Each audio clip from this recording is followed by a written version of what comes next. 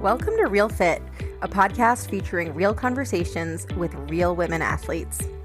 I'm your host, Pam Moore. I'm a freelance writer, body positive health coach, certified personal trainer, and a mom of two. And like you, I don't have time for bullshit.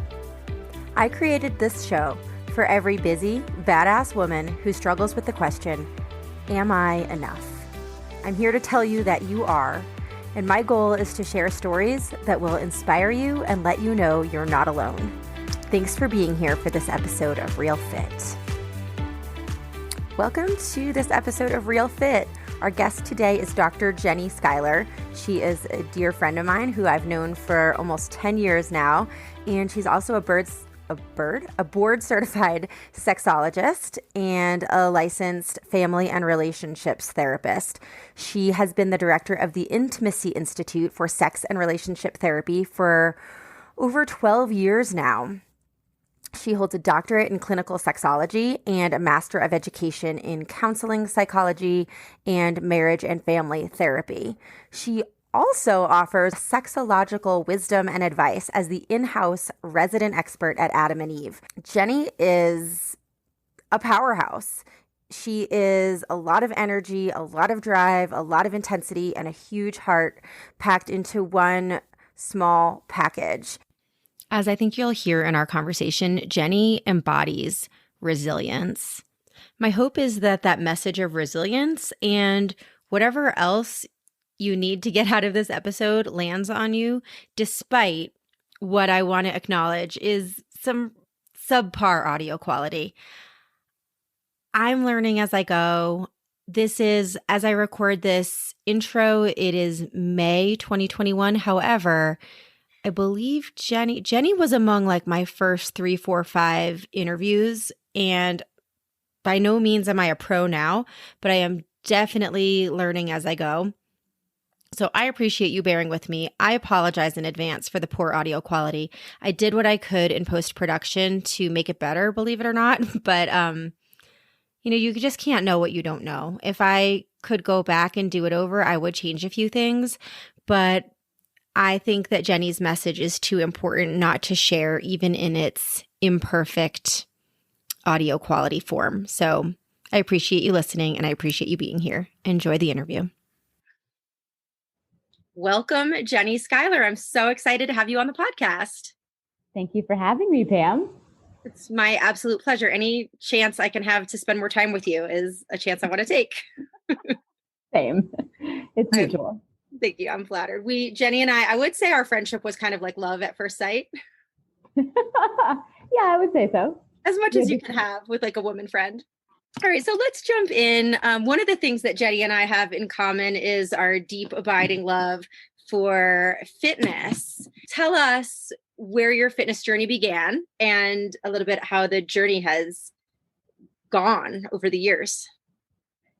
Great question. I mean, I guess I feel pretty comfortable at this point in my life with just fully owning that I am an athlete, even though I have never played like Division 1, 2, or 3 sports or heavily competed, but I feel like I love fitness. I love movement. I love such a diversity of activities. And when I am allowing myself to be less humble, I'm pretty good at them. Athletically, at least for the layperson. I'm not a professional by any means. I will second that. Jenni is an excellent athlete. Oh, thank you. You're welcome. I would say I found movement and like athletic activities, starting with even just gymnastics as a kid, because it was a mood regulator. And I would not have said that at the time. Obviously, a child can't conceptualize that. But it was definitely for me in a tumultuous upbringing where I experienced a lot of anxiety, a place to focus, to kind of get away, to use my body to kind of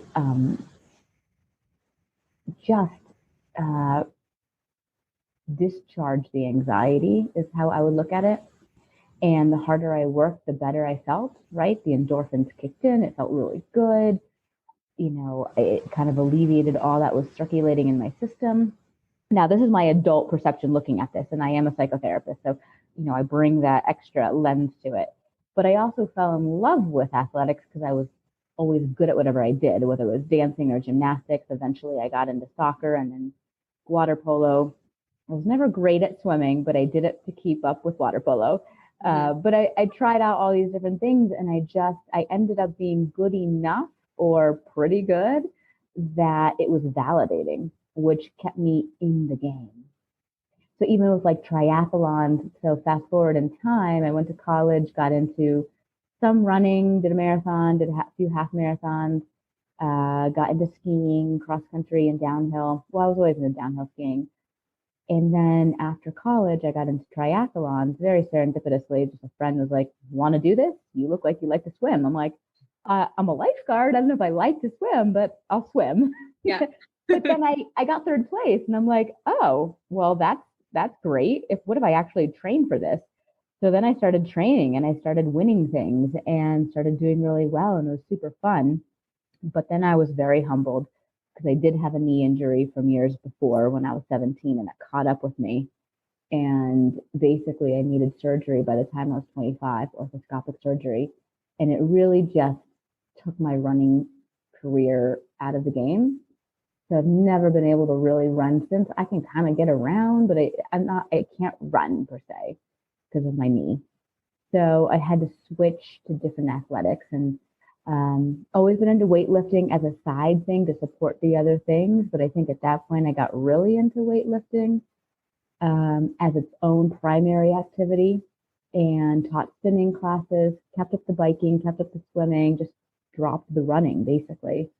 And eventually I found CrossFit through my husband after I had two kids. I stayed in shape through the kids. I taught spin classes up till 39 weeks with my first baby and did other activities with my second baby. So I always stayed fit through my pregnancies, but I was sort of, I wasn't strong. I was just sort of fit. And he's like, you have the body to be strong if you got into it. And I was like, I don't want to do CrossFit. I kept poo-pooing him. And then I got into it and really liked it, did really well, kind of like found my beast mode. And ironically, I quit right before COVID because I've been getting some carpal tunnel stuff. But anyway, I've set up my own home gym now throughout COVID, and I come up with the most fun, creative workouts possible. And I'm definitely not in the best shape of my life, which my husband would validate because we just went cross country skiing today. And he's like, what's wrong with you? You're so slow. Daniel. And wait, no, you have to appreciate. I'm like, I would be anybody else out here. He goes, of course you would, but you're Jenni slow, right? It's just like that, like in comparison to like my normal level of beast mode, it was just like regular mode. And I joked with him, which I think is relevant for this podcast to bring this full circle, which is I said, one of the things I'm trying to work on is not having a compulsive relationship to fitness, but rather enjoying the pleasure of movement in my body. And this is what you get. I'm not going to be as fit if I'm just enjoying the pleasure in my body. So anyway, I love it. Yeah. I love it. Well, there's like a lot of things I want to unpack in what you just told me. And I'm not going to go chronologically. I'm going to go with the thing you just said that really sparked my questioning mind, which is one. Well, it's kind of two things together. You had mentioned validation was a piece of what drew you to different sports. And at this point, you're now, you know what, if I'm enjoying what I'm doing and I'm like fit enough to, I'm hear you saying like, I'm fit enough to get out there, fit enough to enjoy the snowy day. I don't need to be as fast as I used to be. How did that change for you? And when did you realize that part of what you were looking for was validation? I think it really changed when I got into a relationship with my husband.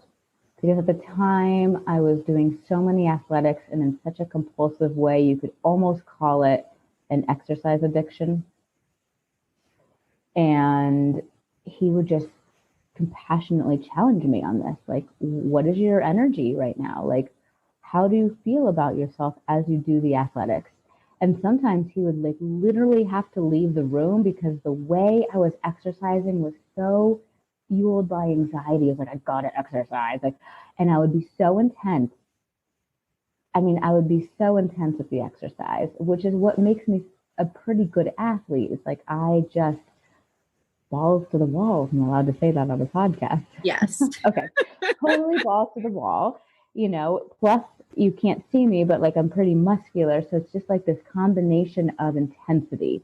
And he would challenge the relationship to the intensity. And I had to really sit with that. And at first I was like rejecting this and in denial. And then it slowly kind of took over. And I would say having kids was really humbling and good because I didn't feel the same compulsiveness. It was like I wanted to just find more boundaries and balance in my life in general, both with work and with movement. So I think I did, but since then I still, CrossFit can kind of inspire that compulsivity. It's kind of like that cultish feel. So I would get into that modality with CrossFit too, which is part of the reason I did quit, because again, balls to the wall. There was no sort of like soft regulation in that. So now when I go to my home gym, and I would say COVID has been really beautiful for this. I go to my home gym and I really just listen to what my body wants to do. I don't plan my workouts. I don't follow a program. I'm just like, what would be nice today? And I just and sometimes it's super intense and it's like, oh, I just want to get it out, because that does help. And sometimes it's super, relaxed. And sometimes I just walk my dog. I mean, not that often, but I mean, I walk my dog. I do walk my dog all the time, but I don't walk my dog as my only exercise. So I still feel the exercise need because it is still a mood regulator. I hear that. I totally relate to that. I was wondering if you could go back to how you were saying earlier in your relationship with Daniel, which Daniel is Jenni's loving husband. You said that you felt anxious. There was a lot of anxiety driving the workout. What was the, if I don't exercise, then I'm afraid XYZ. What were the XYZ? I will be inadequate. I will be unlovable. Nobody would want to be with me. Unmarriageable. And I didn't realize that was what the anxiety was at the time. That's been more like deconstructing that in therapy, figuring out, what is, and it relates to the scale. It relates to, the mirror. If I get on the scale and I see a certain number, today I'm okay. And that was not a way to like measure my validation. So I had to put the scale away and never look at it again, because I had to wake up and say, I'm okay just the way I am, when no matter what the number is on the scale. So I don't know what my number is on the scale, but I didn't want to validate myself by a number. Now, I still substituted the mirror for the scale, so I still have that relationship to work. And I still look in the mirror, I go, well, am I okay or am I not okay? So I'm still working on that, and that's much better than it was before. But I would say there's definitely more balance with it. I'm way more okay with being a little softer, a little less strong, a little less cardiovascularly capable. And anybody that would meet me would say I'm pretty crazy to say that right now, but by my standard, I can tell. I totally relate to that. I hear you. Where does that come from? Like, why do you think that I see so many women, myself included? I'm also on my own journey and I feel like I'm doing better than I was. But I think a lot of us use our bodies and our body image and our weight or how we look in clothes or whether our skinny jeans fit, et cetera, to feel like we're enough. Like you said, good enough, lovable enough, working hard enough. Where do you think that comes from? Both, personally and as a mental health professional. And also, why is it that some of us change? I feel like you're not my only friend who's starting to question this or who's in the process of going, you know what? I don't want to be like this anymore. I definitely don't want to be like this anymore. I've really made a change in the last couple of years. And then I think we all know women who, till the day they die, they're eating, 18 cartons of light frozen yogurt because it's just not satisfying. Because, some people never change. Why do you think? Yeah, where does it come from? And why do some people decide to change? I think the answer is psychologically, right? I think there are two core human wounds that we have as humans, period. Right? Am I lovable enough? Basically, am I worthy? Do I matter? Am I adequate? Right? All that falls under that umbrella. The other one is, will I be alone or will I be abandoned? And if we get unconditional love from our parents and they don't physically or emotionally neglect us, we have this sort of, idyllic, wonderful, secure, attached upbringing, then we don't grow up wondering if we're adequate enough, if we matter enough, if we're good enough. We don't worry about being abandoned. I was saddled with lots of childhood bullshit, where it was definitely a lot of abandonment, physically and emotionally from mom. And I wouldn't say it was emotional abandonment from dad, but it's just not his skill set. So he couldn't meet me where I needed to be met. So I was very emotionally alone. So there's the abandonment piece there, but then you add in I need to be charismatic and I need to be intelligent and I need to be this productive A+ person to get the love I need so that I feel adequate enough and no one leaves me. So there's sort of an adequacy tied into abandonment component.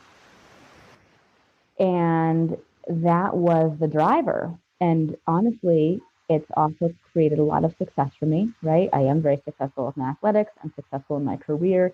The positive aspect of that is success. The shadow side is it is fueled by a fear of inadequacy and abandonment. So you bring it to movement and exercise and body. Once I really sunk into the fact that my husband is not going anywhere, which you would think would be right after the wedding, but it wasn't for me. It really was a few years later after kids. And that's because I've got really deep abandonment. But once I really sunk into it, he's not going anywhere. And this man, likes me and loves me and finds me sexy at all shapes and sizes. That was super helpful for shedding I would say layer 1 of needing to be compulsive with exercise. Layer 2 was really, I matter no matter what. And my mom didn't really make me feel like I matter. And I came to this point in therapy where it's like, too bad for her. I do matter. I matter. And since I matter, the rest of it, it's sort of like, F it, right? Like, I don't need to be in perfect shape. I matter just the way I am. But really deeply feeling like you matter is, I found to be a very hard journey. I honestly feel like I'm still going on that journey. And as that statement really takes over my system more authentically, I think I am able to shed this compulsivity around body image and movement more as I go. That said, I don't want to completely shed it because I don't want to just let it all go and, be a blob. So I have that part of my brain, like, don't totally let go of this. So it's a double-edged sword. Yes, I think that's why I've always felt like we're like related. I don't know why I feel like we're related. I feel like we have like a sisterly connection, but I feel the exact same way. Like, what if I fully accepted myself? Like, part of me is like, I want to do that so bad. That'd be amazing. And then part of me is like you just said, like, oh my God, would I get anything done if I wasn't holding my own feet to the fire because I'm afraid I suck? You know, I'm actually going to take this year and try an experiment. I'm like, it's only a year. I'm try an experiment and see how it feels to not totally. I don't even know if I can really do it, but I'm gonna try. But I want to go back to you and your you said, oh, you had mentioned, what did you call it?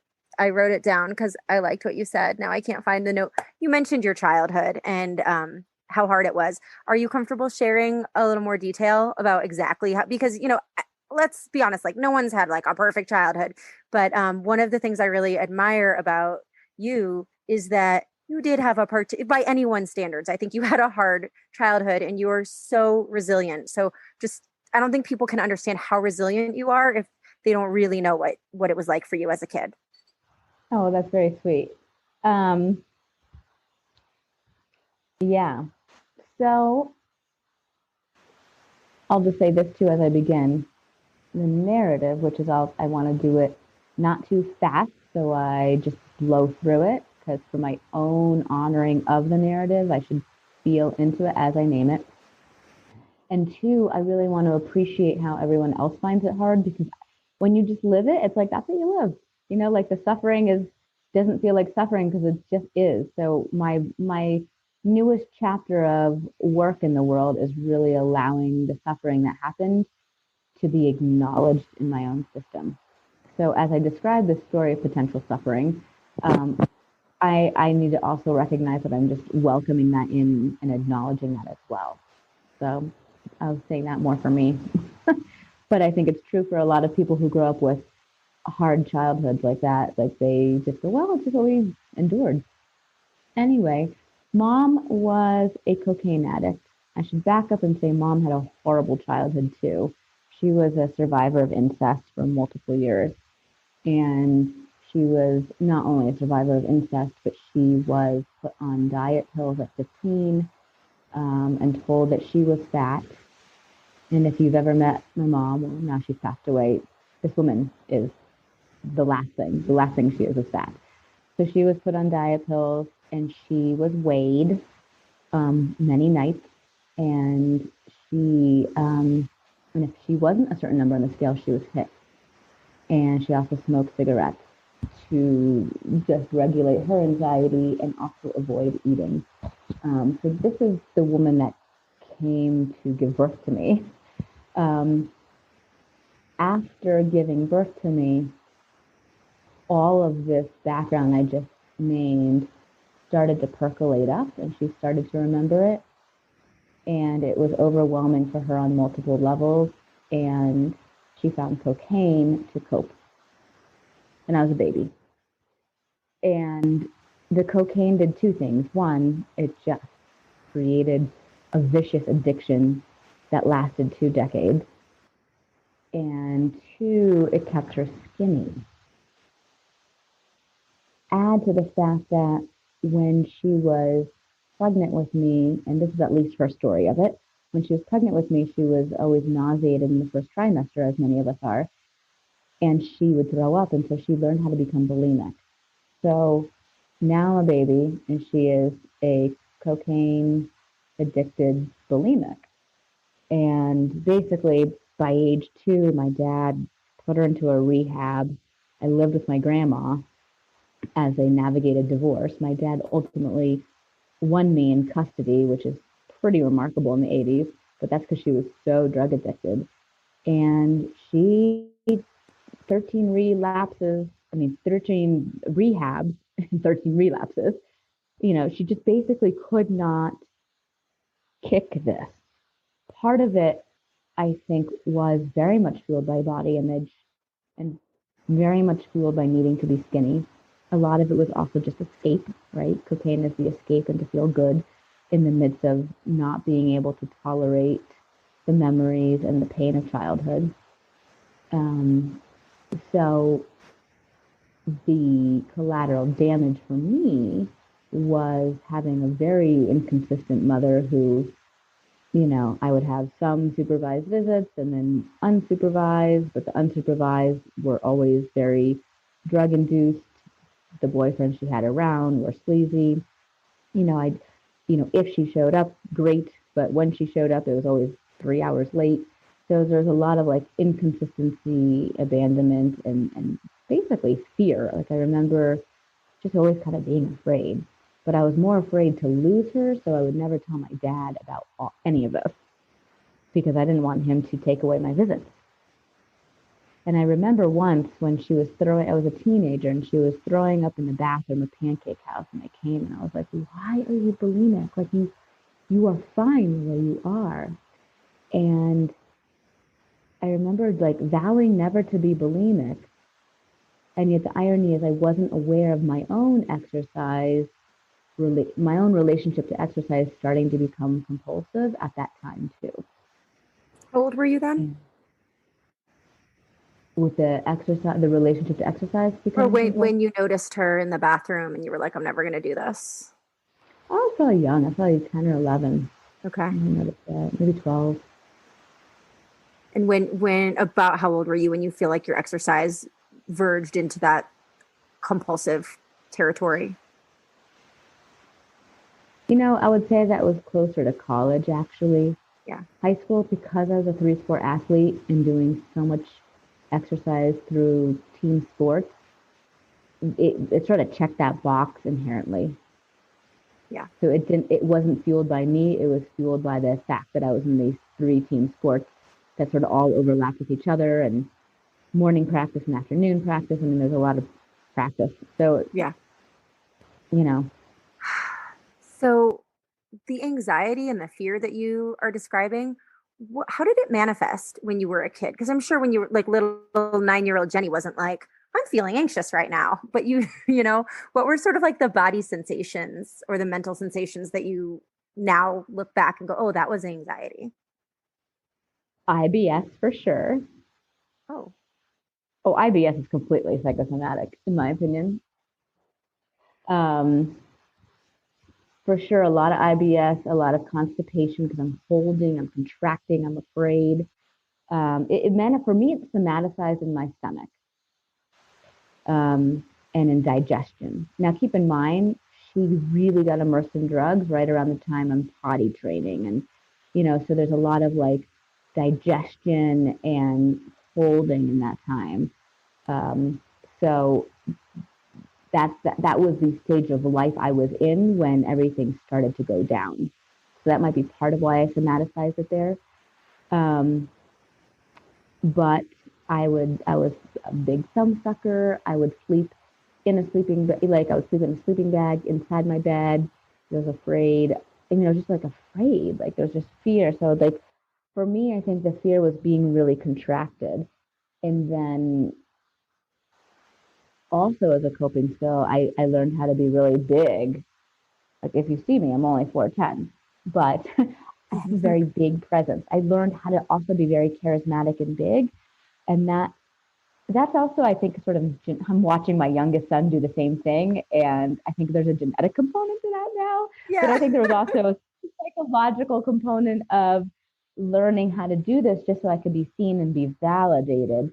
But that was fueled by anxiety. I'm feeling inadequate. I'm anxious that I'm inadequate. I'm anxious if I'm going to be okay right now, like with mom, right? So, and anxiety is on the spectrum from low to panic.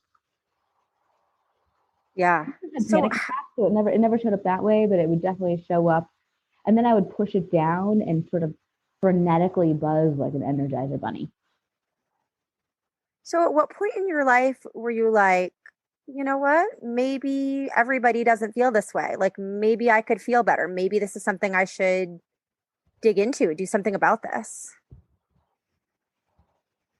Well, I never thought that. I never thought that not everybody thinks it feels this way. I think most people feel this way Mm, for different reasons. mm, I think anxiety is a key piece of our humanity. It's what puts us at the top of the food chain, right? We're hypervigilant for our surroundings, and we figure out solutions to survive. Um, Is it fair to say though that some people experience anxiety more than others? yes, but I think it's just not as overt. Okay.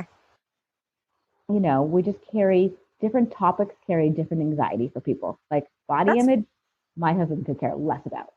yeah. I Yeah. mean, he's in good shape, but he just doesn't. He doesn't have any compulsivity around it. But yeah, I get that. Um, so it wasn't the anxiety that led you to, I mean, I feel like you've done a lot of healing in your life. So it wasn't that anxiety was the driver for you to be like, I need help here. What made you go, I kind of want some help working out my shit? I didn't. Daniel was like, you need to come into relationship with this. This is actually not healthy for you. And I rejected it and rejected it until I was willing to look at it.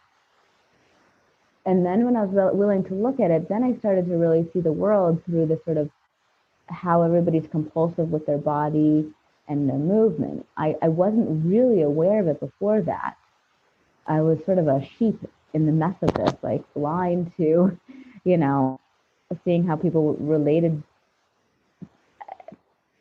blind to seeing how there was a compulsive undertone to it. Like I worked in the fitness Hmm. industry and I worked in gyms and I was a personal trainer for a little stint in life. And I would say all those people I worked with have a compulsive relationship to exercise, 100%. But I wasn't aware of it at the time. And when he started to kind of help me see that compulsive undertone, then I could start to connect the dots. It's almost a felt sensation it's the way people exercise too. I don't Mm-hmm. know a single gym owner or a single coach that doesn't really exercise with that compulsivity. Mm-hmm. Mm-hmm. Do you think that you and Daniel are soulmates? Sorry, I'm going off script. Very random. Well, the way that you describe the way that sounds like he's been kind of pivotal to your whole process of knowing yourself better. Yeah. I mean, do you even believe in the concept of soulmates? Which I Yep. also want to ask you both personally, and as Jenni's not just a psychotherapist, she is a sex and relationships therapist. So, all you see all day long is relationships. Do you think that soulmate is a thing? Is it real? I don't know. I would say at this point in my journey, the skeptic in me says no, but the hopeless romantic, um, spiritual, the part of me that's not yet spiritual but wants to be, uh, ask me when I'm 50 if I believe in soulmates, and I hope I'll say yes. But right now, as I turn 40, I'm saying no. And that's only because I'm skeptical. I was raised atheist. Finding spirituality is difficult. Also, Daniel doesn't believe in that, even though he's really spiritual. I think in a way, like God gave me Daniel to like as a gift to like balance me out and be that rock solid human to lean into in terms of just having partnership that's really safe, Mm-hmm. and strong and just a solid container and really wise. I mean, he is a brilliant psychotherapist. I mean, he's able to see and read people really well, which is why he was able to offer that to me and Mm-hmm. say, you Mm-hmm. need to look at this. Mm-hmm. So, do I believe in soulmates? I mean, that's my long answer. That's okay. All right. I like long answers. Um, so talk to me about switching gears a little bit, pleasure. I know that, and I'll let you dig into this a little bit more because I know everybody listening doesn't know, but I know you're big on pleasure as far as giving yourself permission to have your own pleasure, like sensually, sexually, in a relationship, out of a relationship. That's a core of your work. And also, we've been talking about the role of fitness as just a space for pleasure without necessarily being goal driven. Talk to me about sort of the intersection between all types of pleasure and what that means to like a healthy life. What's the role of pleasure in a fulfilling Sure. life? Let me tie all these dots together because I think they matter. So, you heard my mom's upbringing. Yeah. And part of the reason I became a sex therapist was to help women like my mom have pleasure because what I watched as an incest survivor was an absolute fear around sex, a frozenness, a disassociation, a quality of feeling dirty.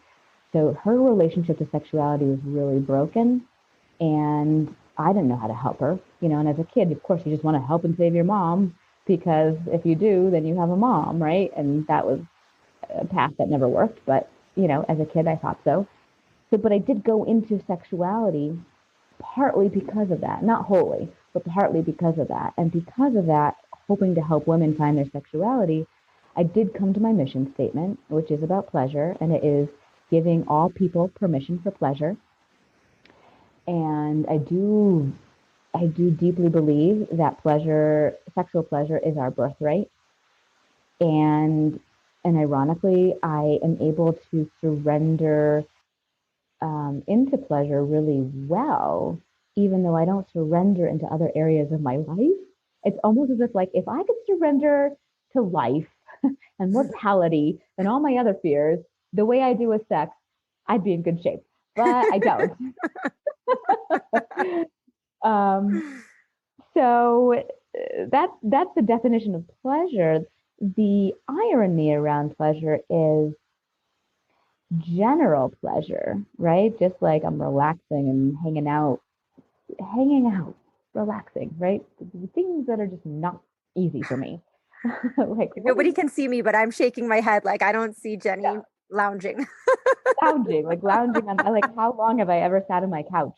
Like how much couch time have I had? Not much. I don't sit around and watch TV. Everyone's like, "Have you seen this? Have you seen that?" Nope. I don't watch TV. I don't know. Yeah. Anyway, so I have to earn my pleasure. And I cognitively know that I don't need to earn my pleasure, but I'm so wired to be so productive that it just takes a lot for me to be like, I've checked enough boxes today, whether it's my to-do list, whether it's my job, whether it's cleaning my house, whether it's something with my kids, like to just be in the pleasure. And so I've kind of played brain games with myself, if you will, to be like, well, it's good parenting to just play with your kids and have a dance party. And that's very pleasurable. But I have to tell myself, like, it's a good parenting move, not because it's like, yeah, because I'm chilling and it's for pleasure, right? So there's a little bit of a game I play with my brain. That said, up and say, whenever I dance, and this is true my whole life, it is purely fueled by pleasure. There is no anxiety in dancing. It is like, it's as close as I come to spirituality. It's like, I just soak in music and move my body, and I freaking love it. And I could be in a dance club, I could be in my living room, I could be in a crazy 5 rhythm room with a bunch of, you know, dancing people rolling on the floor. It doesn't really matter where I am. If I have music and I'm dancing, I'm super happy. I dance when I work out in the gym. I love dancing. Yes, and I just And want to just throw in, if you've ever seen Jenni dance, then you know this. This is like a true fact. She's an excellent dancer, and it's like I love the energy of you dancing. It's like just so fun to be around. thank you. You're Thank welcome. you. Yeah, I do love dancing. I have another chapter of life coming around dancing. I think it's my calling. I think I'm going to start something around dancing, but I'll get later on that. Anyway, so dancing is not anxiety fed, but Daniel's like, you love dance. Like, he's like, approach exercise and fitness like you do dancing. Yeah, so he challenged me. And so this is where the pleasure and movement came. He's like, why don't you exercise like the way you dance? If you didn't have this like goal to get to and fitness level or strength level or weight level, you know, like if you just moved, if you did your exercise hour, because I usually do it around lunchtime, if you did your exercise hour the way you love to dance, what would that look like? And so I really took that on as a challenge. And especially living here now in the mountains where we've moved to, where I can just be outside so much too. And it's like, there's so much pleasure in moving my body outside. Um, it's really taking hold in my body. I have to kind of remind myself of that challenge sometimes, but it's, I'm getting there. I'm not fully there, but I'm getting there. There's definitely the days where it's like, I just had half that loaf of challah. I should probably work hard the next day in the gym. And then I have to check that line of thinking, the shoulds and I should work hard in the gym after challah. And like, I have to earn the challah. Like, I hear myself. I hear myself. And so I check it. But then sometimes I'm like, yeah, but I'm going to lean into that line of thinking because that's my imprint. And I think our imprints are hard to undo. So it's still there. Yeah, yeah, yeah. You can't, I don't think you can undo 20 years of the way you've been thinking in a short time. Like it's still going to be there. But I don't know about you. Like for me, just like I think acknowledging it is at least something I'll give myself credit for. Because, 5 years ago, it would have been all about I ate too much challah. Uh, I need to exercise full stop, instead Right. of, wait, I ate too much challah and guess what? I enjoyed it. And yeah, I might feel a little bit bloated and that's okay. And, like now I have the and that's okay. Like, the impulse might be to Yeah. work out too much or more than I normally would, but now I'm aware of that. Yeah. I'm Or aware. even if I do choose to work out in a more intense way the next day, at least I'm making that choice. I'm aware of the thinking pattern. I'm making that choice versus unconsciously feeling obligated to do it because it's just on autopilot, right? The Exa- anxious autopilot. yeah, it's the consciousness around it. Yeah. Can we back up for a second? It sounds like you're telling me that when it comes to sex, you don't have a problem with like, oh, are all the things on my to-do list done? Sex is like its own thing. Whereas other forms of pleasure, such as like a dance party with the kids or whatever it may be, That, on the other hand, you feel like you have to earn, but sex is in its own category of pleasure. Did I hear you right? Well, once I'm having sex, it's its own category of pleasure. I can get lost in it and surrender and love the pleasure. Don't need to earn anything. Um, Getting to have sex, I am a normal woman, and like it's like, well, we could have sex, or I could like knock off 7 things on my to-do list tonight, and I probably would choose the 7 things on the to-do list because I just don't have the testosterone to fuel me. I know well enough as a professional in this, and that I tell my clients, all of them, every single day, this is a good thing for your relationship. It's a gift. And that once you're there, your brain boots up and goes, oh, I'm so glad I'm here. But to get to that point where the brain goes, I'm so glad I'm here, that's the hump. That's the $1 million question all the drug companies want. I want to want. We do want. We just want 30 minutes into the process. So the first 30 minutes is a challenge. Um, and I think that's just a normal part of like long-term monogamy, especially if you've got kids and job and the whole 9 yards. So it's like, I don't come like frothing with arousal. Frothing with arousal. I'd like to see that. So if you could repeat that for this important, it's frothing with arousal. No, and also what you already said, that it's normal for women, especially women in long-term relationships, because we don't have the testosterone. It is normal for us to, at the start, go, I'd really rather check off my to-do list. And it is normal to have to get over that hump, kind of like running that first mile, like shaking off the cobwebs. And then suddenly you're like, oh, I remember why I wanted to do this. Yes. Yes. And for those people who loathe running, I like the metaphor of the gym. It's sort of like, oh, I don't want to get up and go to the gym, and it's cold, and you get there and you're on whatever movement you choose, right? It could be running, elliptical, weightlifting, right? The first 20 minutes, you're like warming up and getting into it. And then you're like, yeah, I'm glad I'm here. This feels good. And certainly by the end, when all the endorphins are going, a la the orgasm, you're like, oh, I'm really glad I went to the gym. Yes. Yes, absolutely. You never regret it either. I don't know of any sex, at least like with my husband, that I ever regretted. One of the things I always want to touch on is fear. Can you talk about some of the fears that you had before becoming a mother and how you sort of dealt with them and made the leap to this huge life change of having children? Yeah. I feel like Susan Jeffers' book sums it up. Feel the fear and do it anyway. Yeah. Yeah. Like, there you are. Okay. Today, I have a different relationship to fear because I've learned to meditate. I'm learning to meditate. Let me really rephrase. I'm learning to meditate. I have a cool app. I have like specific learning meditations on fear, and actually like it's a big thing for me right now.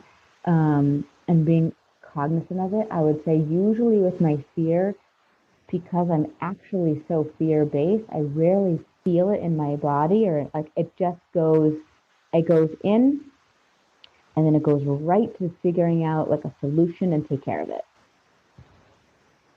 So I bypass feeling it emotionally or somatically. I'm trying to slow down and feel both to actually acknowledge this is fear.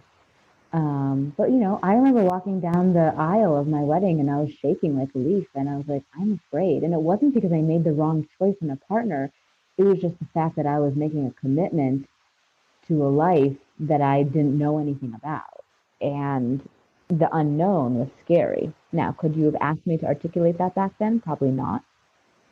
The only thing I was never afraid about was getting pregnant. I knew by the time I got married, I was like, oh, I definitely want a baby. My ovaries, my biology took over. There was no fear. It was like, babies, babies now. So it was like before. It was like when it was just a concept and not necessarily that was scary. Yeah, motherhood was never, having babies was never scary. I would say mothering, quote unquote, correctly felt scary because I'm mothering without a map. I didn't have a felt experience of it. And I'm like, am I making the right decision? There's sort of a second guessing. I still think I have a pretty good intuition and I'm doing a good job. And I just love the crap out of my kids. So and it feels so easy and natural. But I definitely second guess myself around like, well, am I hugging them too much? And am I smothering them? Or am I would get neurotic around like their nutrition, because I was fed like crap foods back in the day, and so I'm really dialed in with their nutrition, but like I'm a little compulsive about it. Um, and I'm compulsive, in the beginning, I was like really neurotic about making sure they got enough sleep and they took their naps. I was just sort of neurotic about doing it right because I know that my mom totally didn't do it right. And I wanted to not be my mom. So I just did this pendulum Okay. swing. So the anxiety was more that. Okay. I find that really interesting that you are wanting to get in touch with the part of fear that is really uncomfortable. Right. Why? Like, I feel like if I could take a potion that would make me like you, like, oh, I want to do scary things, and intellectually, I'm just gonna like tell myself why I should do them, and it's gonna be fine because it probably is, and not feel that like visceral fear. I would love that. So, why are you trying to introduce that into your experience? Because the fear makes me act out, right? It goes in my system and I do immediate productivity. But it's not just productive. If it's fear, I act out, right? I What get does that look angry. like? Like the acting out? Oh, sorry. What does that look like? Uh, I might yell at the babysitter for like not making the lunch, and it's like I could just say, "Hey, do you mind making the lunch?" versus "Why didn't you make this lunch?" Right? So I get very antagonistic and combative and a little aggressive, mostly with my words and my energy, but I don't hit or anything like that. Yeah. But it's just not nice, right? I do it a lot at my husband. I just go at him like, well, why aren't you doing this? And why are you doing that? And like, why aren't you helping me? Like it's just, I kind of nail him for that versus like if I slow it down and I feel the fear, I recognize that I'm afraid of um, fill in the blank. I'm afraid that the babysitter might not be competent. Babysitter is competent, by the way, but like that would be the underlying message. If you didn't make the lunch, are you competent to watch my kids? If I really slow it down and deconstruct it, um, I send emails sometimes too fast when I'm afraid, right? And then I'm like, oh, stuck my foot in my mouth there. So I think if there's an acting out piece that happens too swiftly and impulsively, which is why I want to slow it down, because there's the acting out piece and there's the wallowing piece. Then I wallow in it. Sometimes I will feel the fear and I'm like, I'm so afraid, I'm so anxious. And I sit in that for hours because I don't know how to shake it. Would So, you say that maybe because you haven't fully let yourself feel it? right. So what kind of things actually scare you? To me, you seem pretty fearless. I mean, I know that you're human, but you don't seem to second, like you said, you just move to action. Like I'm a second guesser. You to me do not seem like a second guesser. So I'm like, well, what would scare Jenni Skyler? I have a lot of irrational fears. I think the biggest one is, am I adequate? Am I lovable enough? Right? This shows up in exercise, for instance.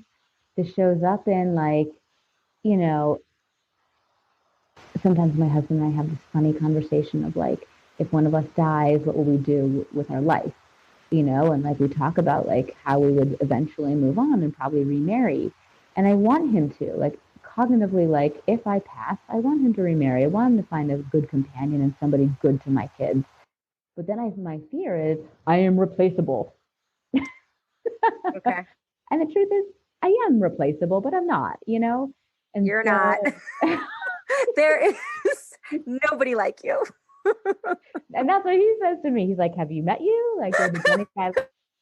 And I do get that feedback sometimes, but the fear part of me is like, oh, I'm nothing. I am replaceable.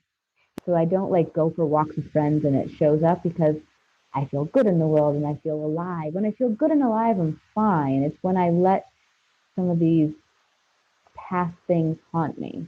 And it really is for me big in just Mhm. romantic relationship because my wounds are really around abandonment. Yeah. So this is not professional. This is purely in your Yeah. marriage. Yeah. And we have a good Yeah. marriage. So it's really Yeah. me just spinning out around the Yeah. fear of it. Here's the fear. Okay. I'll spell it out for you.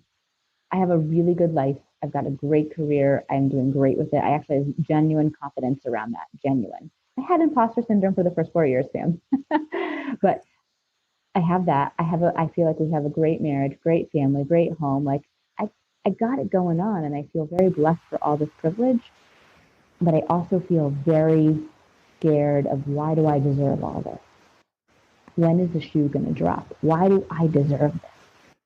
Thank you for being so candid about that. I do want to segue, and I do want to note that Jenni and Daniel are launching, or you have launched a course. Yeah. Can you talk about that?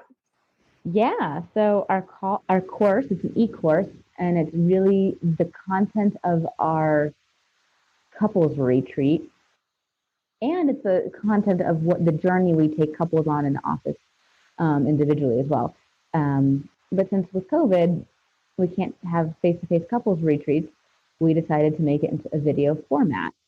And it's called Roadmap to Intimacy, and it's our program basically. And it's not a one-size-fits-all program, but it's basically the program of moving into emotional intimacy, making sure we have the 7 steps of communication, making sure we have the safety and the foundation to really feel trust, to feel generosity, to evaporate the resentment, so that we can really feel the safety and trust to open up physically, sensually, and sexually. So the physical step then is really looking at our nervous systems, right? I talk about anxiety. You can't go do 100 push-ups and then have sex, and then do a few more 100 push-ups and then try to have sex, right? You got to be able to regulate your nervous system in the moment. I guess you could do some push-ups. I definitely have some people who do. That was like a form of interval training. Yes, right. But that's not a, if you're anxious in the moment around sex, hold on, sweetheart, I'm going to do some push-ups, is unique. It's doable, but we regulate the nervous system. Yeah. Sensually, we learn how to sensually connect in terms of flirting and playing with our bodies and playing with skin and playing with sensation and the 5 senses without having any goal of intercourse. So being creative as lovers and having that really blossom. And then sexually, we move into how to really connect erotically, how to be creative with, our erotic cornerstones, what really does it for us, what are our turn-ons, how to evaporate the turn-offs or at least mitigate them, how to use, this, and hopefully at this point, there is enough safety in the relationship to talk about fantasies, how to kind of maybe use the fantasies in the bedroom, or at least talk about them as fuel for our arousal, even if we can't act on them. So there's sort of that whole program to get couples into a place of really moving from sex as a script or transaction into a loving and erotic experience. Awesome. How can people find out more about the course if they want to learn more, get details, maybe sign up? Well, they can go to my website. It's probably the easiest, theintimacyinstitute.org. Great. Intimacyinstitute.org. Yeah, you can find it there. I think there's a tab for e-course. Oh, and it's on the homepage. Okay. Or awesome. Sign up for the newsletter. Or just ask me. Or just ask her. Okay, sweet. Can we dive into the quick set here? Yeah. Okay, great. What's your favorite meal? I think I said steak and Brussels sprouts, but the Brussels sprouts definitely have to have bacon on top. I'm really hungry now, right now. That sounds amazing. Okay, what's your favorite book? Shantaram. Say that again. Shantaram. Who's the author? Well, that's a great question. Gregory something or other. I don't remember the author. I remember the book. Okay, we're going to find it so I can link to it in the show notes. Okay. I also like a lot of John Krakauer's books, so you can go and so good. It's just like to get sucked in. Yeah, he's good. But Shantaram is just this big, long, beautiful, deep dive with a tale of like adventure, survival, love, color. It's cool. Sounds like an odyssey. Favorite movie? I think I said Little Miss Sunshine. I just find it ironic and hilarious. I love that movie. What's your favorite place to go on vacation? So this is funny because I used to say, if you asked me this question a year ago, I would say Basalt, Colorado, which is where my parents live part-time. And I do all these fun outdoor activities, except now I'm sitting here. I've moved here. So I've moved to my vacation spot. It's awesome. And so now I'll say where my parents live. They live part-time up here and part-time in Key Biscayne. I like to vacation where my parents are. It's kind of fun. It's just, I have a good relief. And by parents, by the way, my dad and my stepmom, just to really clarify, since I had a lot of They've not been married for a long time. She's passed away. So when I say parents, my stepmom is amazing. She is my mom these days, or has been for 15 years, really. And I just adore being with them. It's part of why we moved up here to be closer. So great. Although, of course, I miss you very much. I know. Totally appreciate why you would want to be practically neighbors with your parents. What is your pet peeve? Pokiness, because I'm so Pokiness? pokiness. When people are pokey and Like they slow. move slow? Yeah. Wait, what's that face Uh-oh. about? Wait, what is that Aaron's face? always saying I make everything about me, which I'm about to do. I feel like I move really slow. I wonder if I'm annoying you half the Oh time. my God, Pam, you're like the opposite of pokey. What are you talking Takes me about? it takes me a long time to get out the door. Like a long time. Oh, that's not what I mean by pokiness. Okay, let me redefine this then. People who are not productive. Pokey, like, I'm not doing anything with my life. I'm pokey with my life. I would say undriven. Yeah, Undriven. just Undriven undriven. slash pokey. I like the word pokey. What is your superpower? Probably being productive. Yeah, that's a good one. You know, I would say my superpower is, and I don't always use it, but faking it till you like confidence and faking it till you make it, right? When you talk about imposter syndrome, like there's that aspect of you fake it till you make it. That's how I got through imposter syndrome. And then I'm like, oh, I'm here and I'm the cat's meow at this job, right? It was mostly with Yep. my job. Now I just need to do it in my personal life. But I would say I definitely embody a lot of authentic confidence when I want to. I love it. One of the things that I see that about you for sure. I also see for my perception of one of your superpowers is I feel like you're really good at boundaries, especially where like I feel like a lot of women are like Dan asked me the other day, and I wasn't even sure what I was doing. I was like, am I trying to just do something right or am I trying to extra please somebody? He felt like I was bending over backwards to make somebody happy who in his perception like didn't matter if they were happy or not. I think I was just trying to do the right thing. I'm not sure. But in any event, his take on it was, why why do you even care if this person likes you? And I said, well, I care if everyone likes me.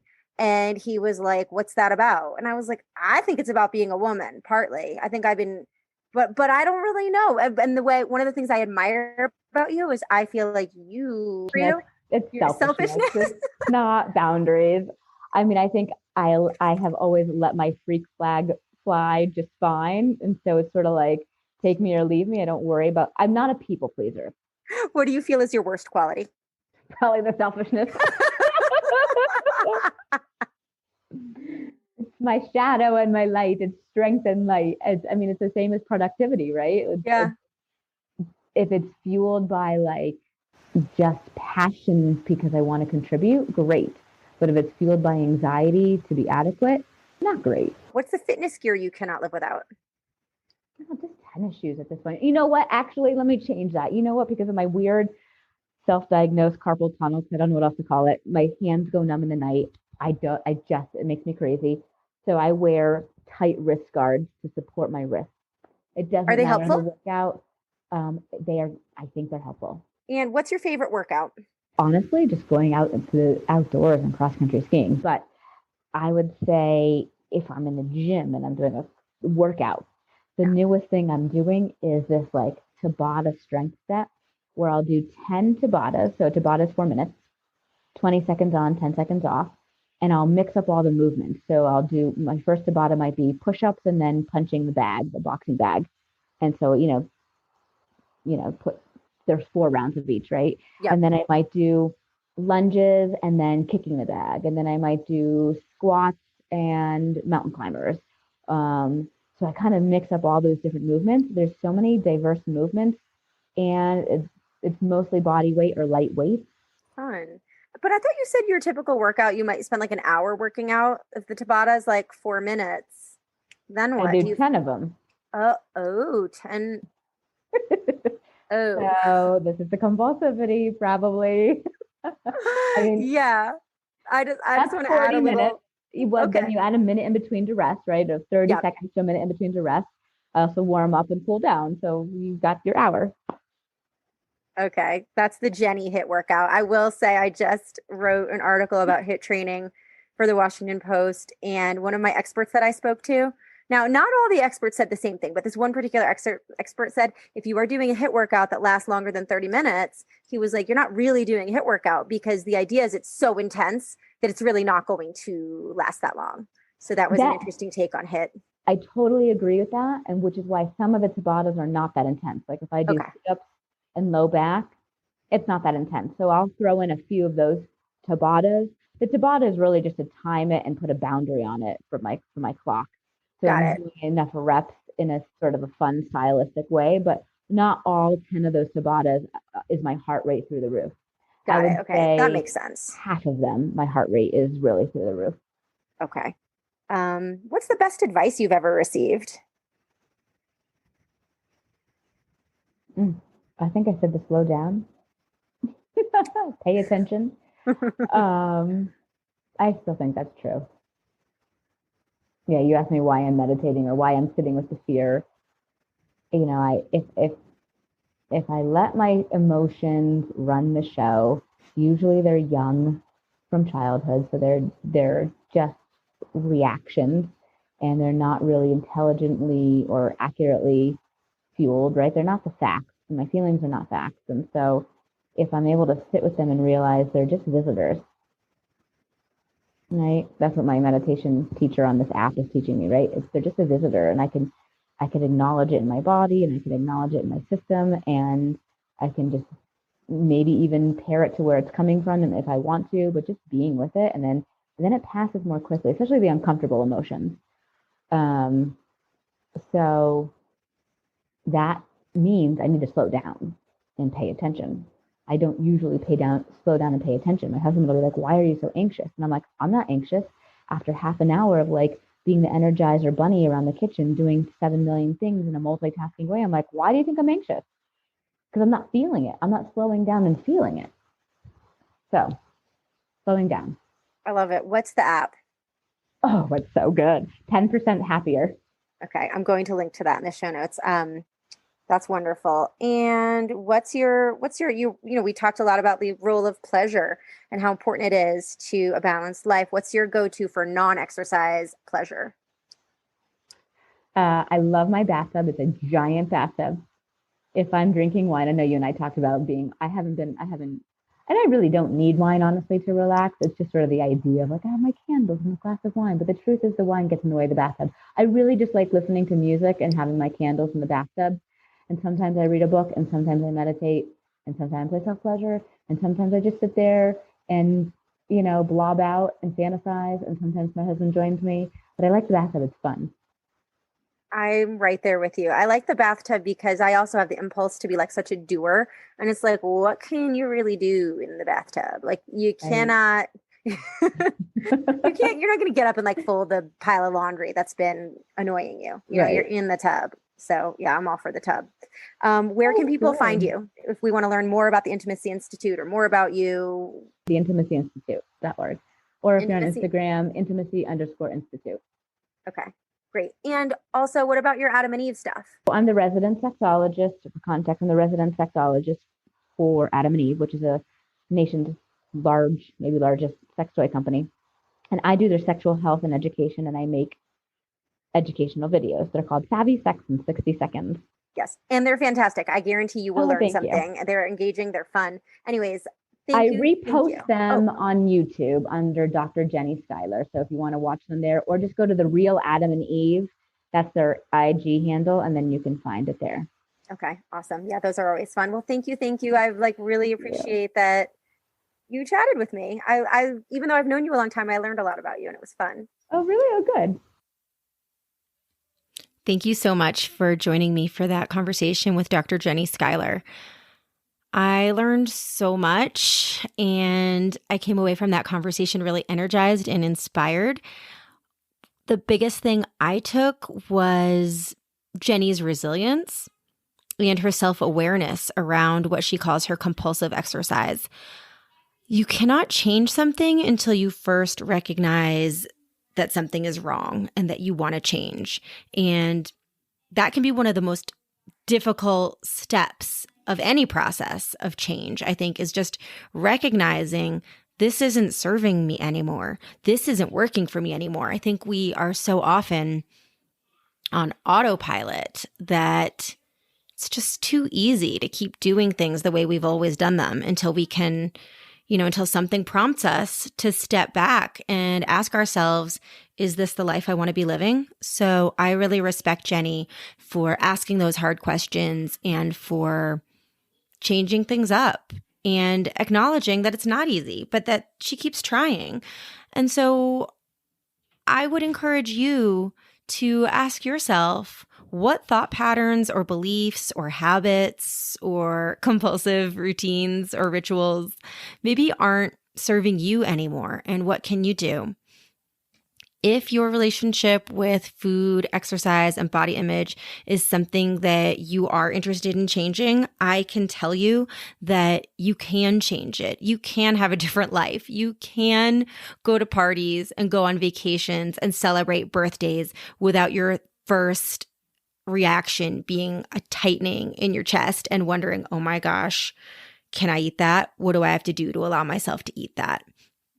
What am I going to have to sacrifice in order to enjoy that birthday cake, brownie, ice cream sundae, appetizer, dinner out, whatever it is?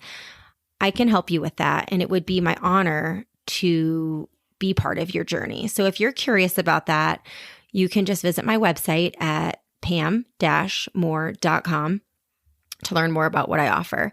And if what Jenni said about sex, that's the other thing. I want to switch gears a little bit. I love that Jenni acknowledged that it is normal to have a to-do list that feels like it's more important than renewing your sexual relationship with your partner in a long-term relationship.